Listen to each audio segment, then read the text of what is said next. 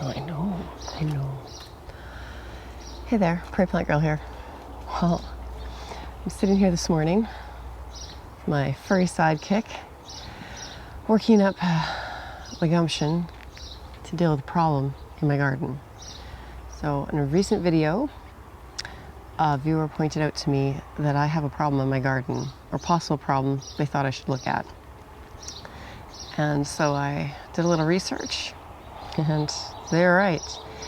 It looks like I have Hosta virus X in a couple of my hostas behind me here.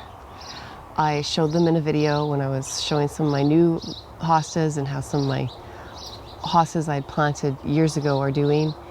And I said, I don't know what the deal is with the mottling and the striping on the leaves. And I said, I don't know what's going on. And they suggested I have Hosta virus X. So when I looked into it, it looks like they're right. So Hosta virus X is a serious disease in hostas that can be living in your garden with zero symptoms and go unnoticed, and you can purchase perfectly healthy looking plants and they can turn out to have the virus later on. Once thought to be a new kind of development or discovery in hostas, and when it was first discovered, breeders were excited about it, and they were selling it as this new varieties of hostas with these great new stripes and veins and puckers in their leaves. And so unfortunately it got spread around quite a bit before it became evident that this was not something you wanted in your garden. It will only affect hostas, luckily, and it spreads through the sap of hostas. So you need to take it out, and I'll show you in a minute what mine look like, but you need to take the hostas out entirely. There's no sprays or chemicals or solutions for it that will get it out of your hosta. You need to just remove your hosta from your garden, and you need to bag it up, and you need to put it in the garbage. You can't compost it. If you suspect any of your hostas have the virus, certainly do not share them or compost them, and you should get rid of them because they can spread through all of your hostas easily from, sap-sucking, piercing insects in that, going from plant to plant, or from you, removing leaves or cleaning them up in the fall or the spring, and then, or cutting the flower stalks and going from hosta to hosta with that sap on your cutters or your gloves, or like I said, through insects. It can be spread easily from plant to plant. So luckily, it seems to only be in 2 of my plants, and they've been like this for several years. I don't recall them looking like this when I put them in, and I'm pretty sure it was 1 plant, if I recall, that I divided and put in this space. So I think it's down to 1 plant, but I have a pretty good collection of hostas started, so I don't want to have it spreading to my other plants and wind up damaging them. Eventually the leaves can burn and dry up, and your hostas just don't look good, and you want to be cleaning them up and pruning them up, and that kills the plant slowly, I think, is my understanding.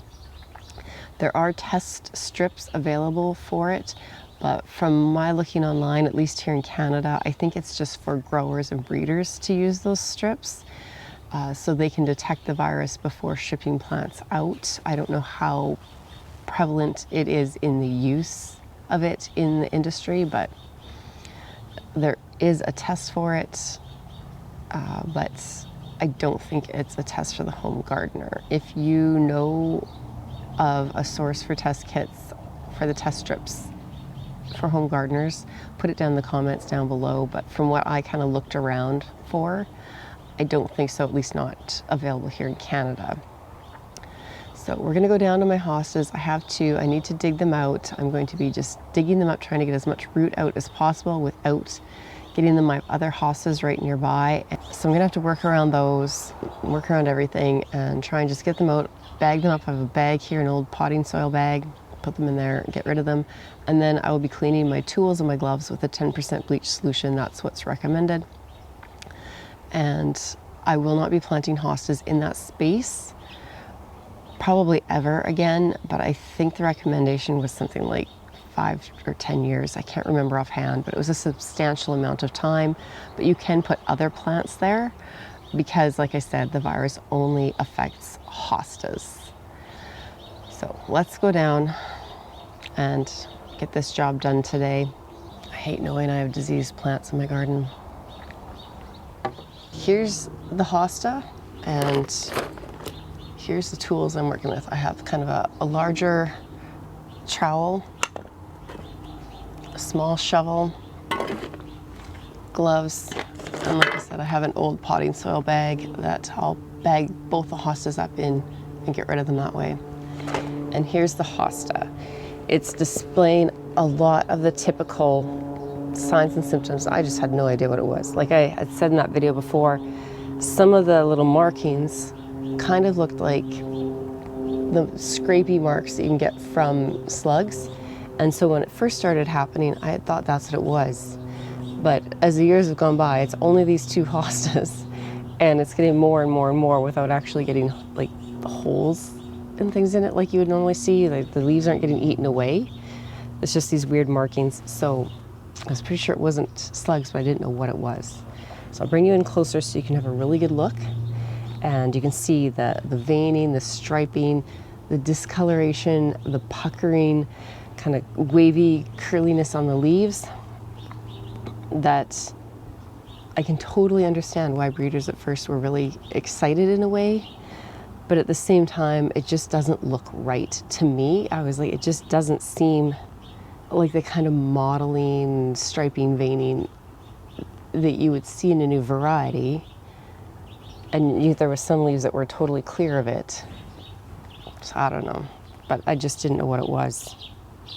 Now I do, and it's pretty severe in both these plants, so I need to get rid of them before I inadvertently spread it, because right there, but is the new emerald rough cut that I just planted, and I have other beautiful hostas on the other side where the other plant like this is, so I need to get rid of this. So I'm just going to be pulling the gravel away before I get breaking too much around here. Try and keep it away from the other hostas that I have in the area.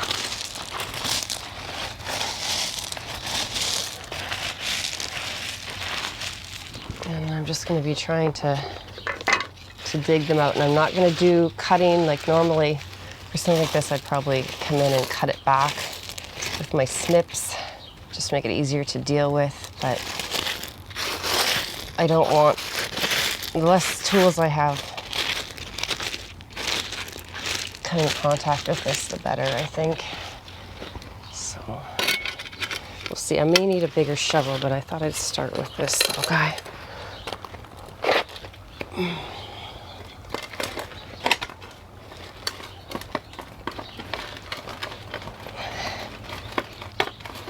The trick is going to be getting through all the rocks in here.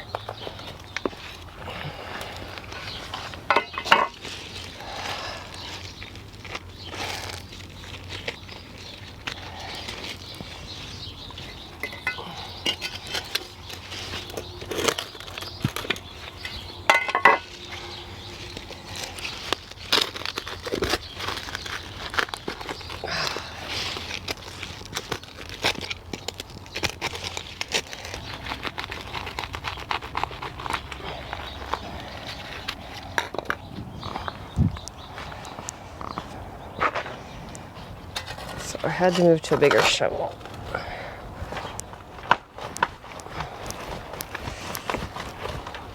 Try and get through the gravel.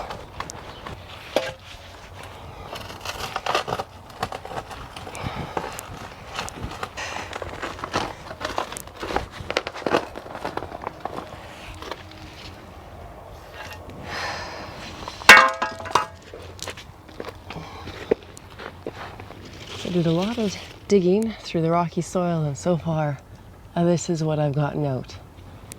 This is going to take a bit, but I'm going to just keep working on digging it up and work on the other one.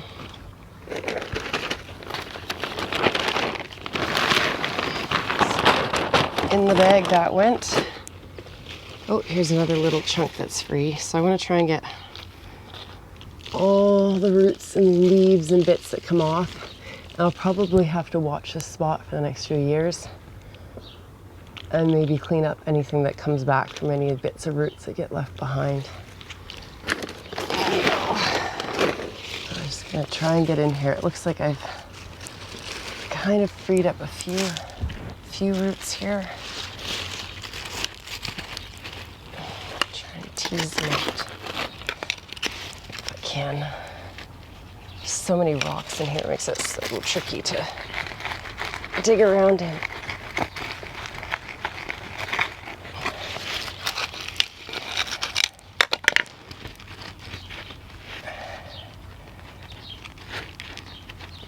I was hoping to just come in and dig with a big shovel and get it in one big clump, but with all this rock in here, it just doesn't seem to be much of an option.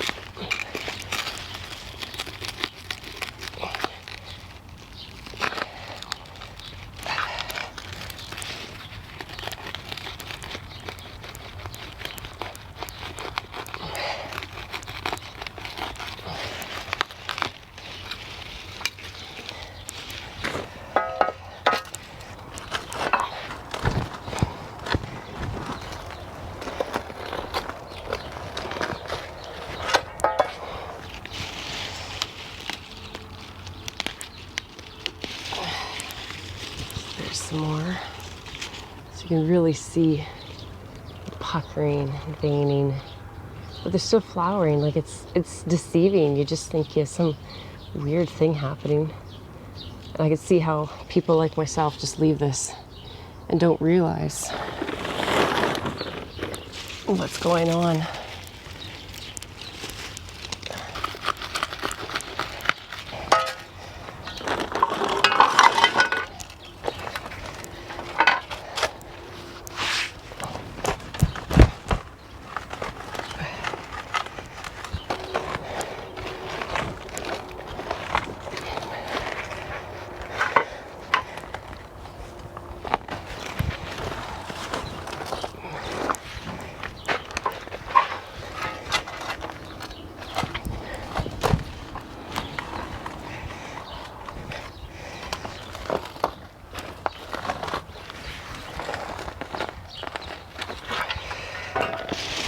There's a few more I can take out, maybe. So I want to get even these roots when the plant breaks off.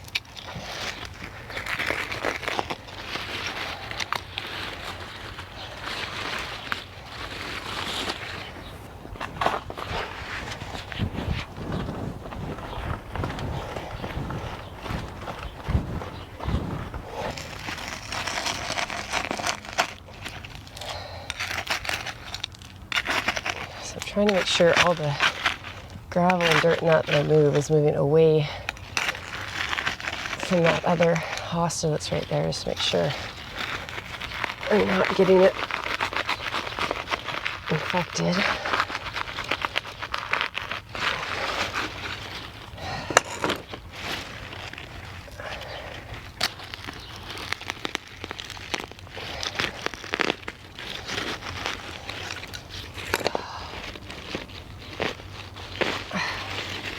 The root systems on these more established plants are quite heavy, so this is a job. So I just kind of split a chunk off, which is what you would do if you were actually looking to divide it, share it.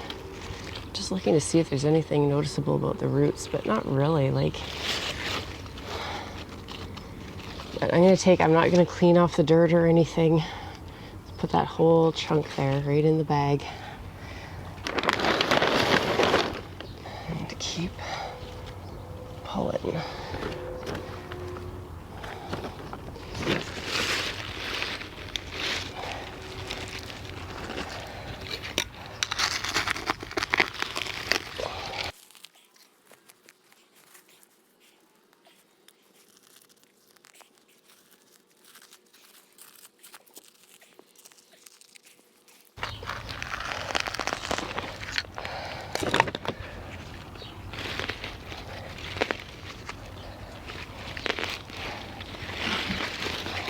There's the last kind of big clump with leaves in that.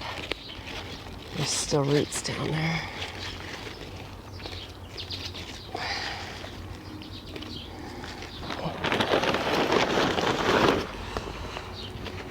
See if I can get this clump of roots out.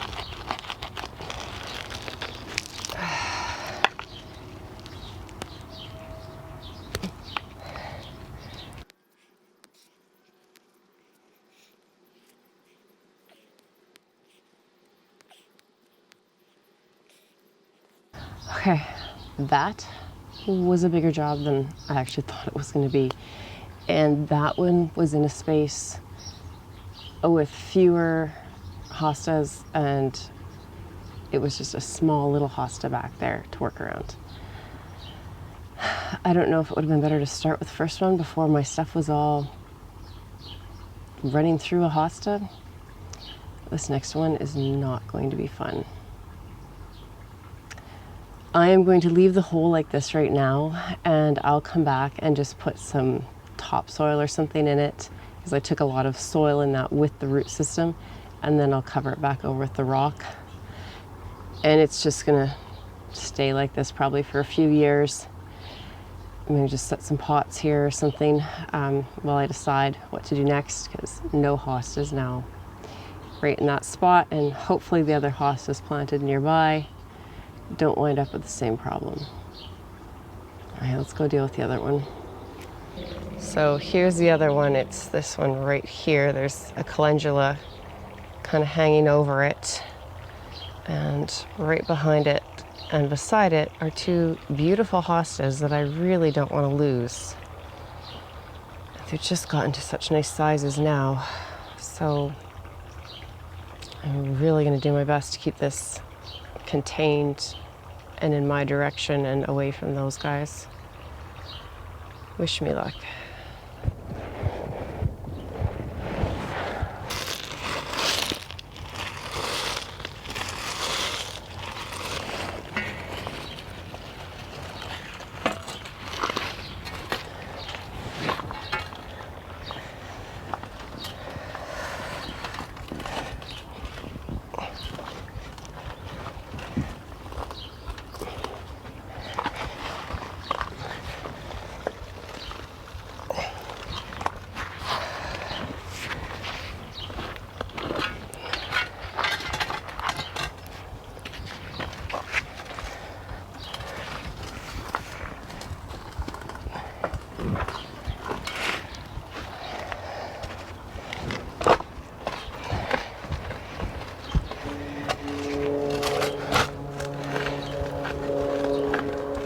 Actually able to get around this with the big shovel. I wanted to lift right out, and hoping it's coming out in a clump. I just didn't want it to lift into the other one.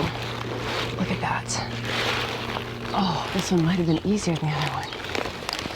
Take this whole clump with me.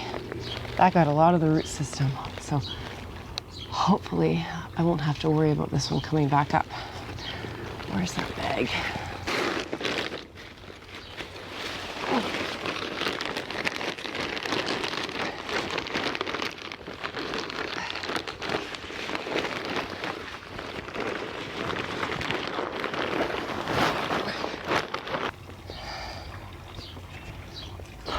Well, I was really worried about doing that one, but I managed to get in there and get it out easier than the other one.